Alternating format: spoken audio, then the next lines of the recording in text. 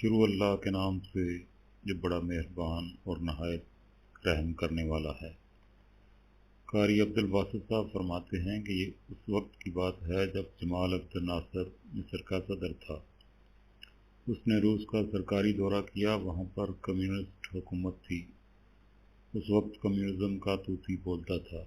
दुनिया इस पर इनकलाब से घबराती थी।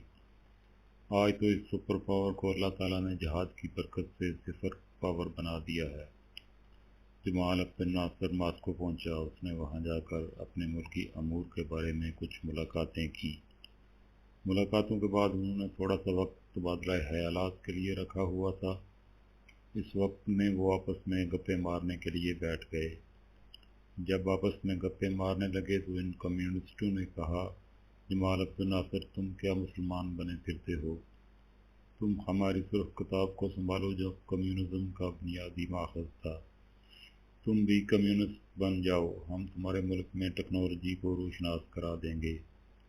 तुम्हारे मुल्क में साइंसी तरक्की बहुत ज़्यादा हो जाएगी और तुम दुनिया के तरक्की याफ्ता मुल्कों में शुमार हो जाओगे। इस्लाम को छोड़ दो और कम्युनिज़्म अपना लो।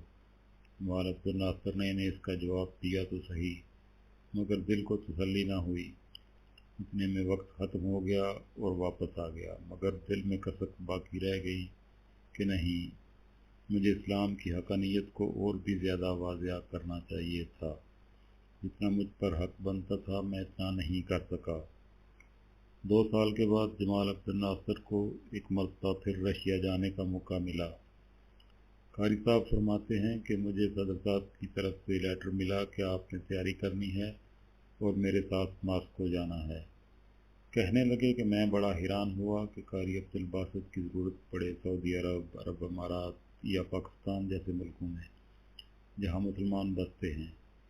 मास्को और रशिया जहाँ क़ज़ाए बेज़ार लोग मौजूद हैं, दीने बेज़ार लोग मौजूद हैं, वहाँ कारी अब्दुल बासित की क्या ज़रूरत पड़ गई।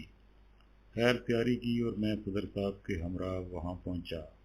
वहाँ उन्होंने अपनी मीटिंग मुकम्मल की। इसके बाद थोड़ा सा वक्त तबादला ख़यालात के लिए रखा हुआ था। फरमाने लगे, जमाल अब्दुल नासर ने थोड़ी हिम्मत से काम लिया और उनसे कहा कि ये मेरे साथी हैं जो आपके सामने कुछ पढ़ेंगे, आप सुनिएगा। वो समझ ना पाए कि ये क्या पढ़ेगा। वो पूछने लगे कि ये क्या पढ़ेगा। वो कहने लगे कि ये कुरान पढ़ेगा। उन्होंने कहा, अच्छा पढ़े। फरमाने लगे कि मुझे इशारा मिला और मैंने पढ़ना शुरू किया। सूरह तौहा का वरकू पढ़ना शुरू कर दिया, जिसे सुनकर किसी दौर में उमर इब्नुल खत्ताब रज़ी अल्लाह ताला अन्हु भी ईमान ले आए थे। फरमाते हैं कि मैंने जब दो रुकू तिलावत करके आँख खोली तो मैंने कुरान का मौजज़ा अपनी आँखों से देखा कि सामने बैठे हुए कम्युनिस्टों में से 4-5 आदमी आंसुओं से रो रहे थे। जमाल अब्दुल नासर ने पूछा, जनाब आप रो क्यों रहे हैं? वो कहने लगे, हम तो कुछ नहीं समझे कि आपके साथी ने क्या पढ़ा है, मगर पता नहीं कि इस कलाम में कुछ ऐसी तासीर थी कि हमारा दिल मौम हो गया। आंखों से आंसुओं की लड़ियाँ बहने लग गईं और हम कुछ बता नहीं सकते कि यह सब कुछ कैसे हुआ। सुबहान अल्लाह। जो कुरान को जानते नहीं, कुरान को मानते नहीं, अगर वो भी कुरान सुनते हैं तो अल्लाह ताला उनके दिलों में भी तासीर पैदा कर देता है।